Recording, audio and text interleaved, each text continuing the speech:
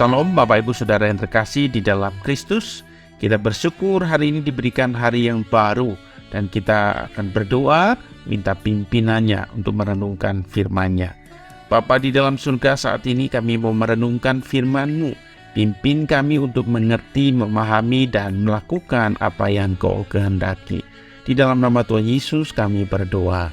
Amin. Firman Tuhan hari ini terambil dari Mazmur 42 ayat 12, demikian. Mengapa aku bersedih hati dan gelisah, berharaplah kepada Allah sebab aku masih akan memuji Dia. Dia adalah penolongku dan Allahku. Bapak Ibu Saudara, penulis Mazmur dalam Mazmur 42 ayat 12 ini mengarahkan pandangan dan harapannya pada Allah sebagai sumber kekuatan dan bantuan. Meskipun ia merasakan kesedihan dan kecemasan yang dalam, ayat ini memberikan pesan penting bahwa ketika kita menghadapi situasi sulit, kita harus memilih untuk berharap kepada Allah dan memujinya karena kekuatan sejati berasal darinya.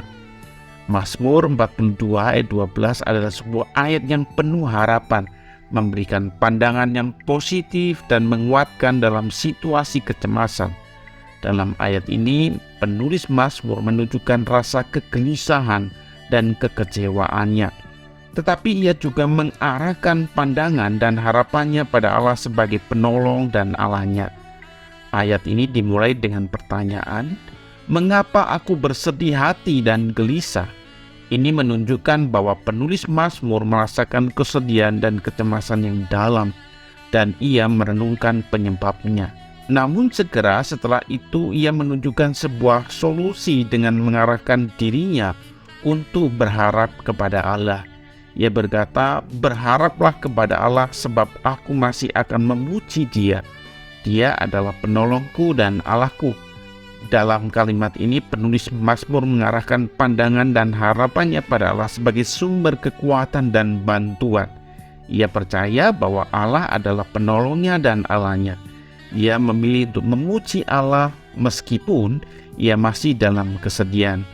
Mazmur ini mencerminkan perasaan kekecewaan dan kerinduan seseorang untuk bersekutu dengan Allah di tengah-tengah kesulitan dan kesedihan.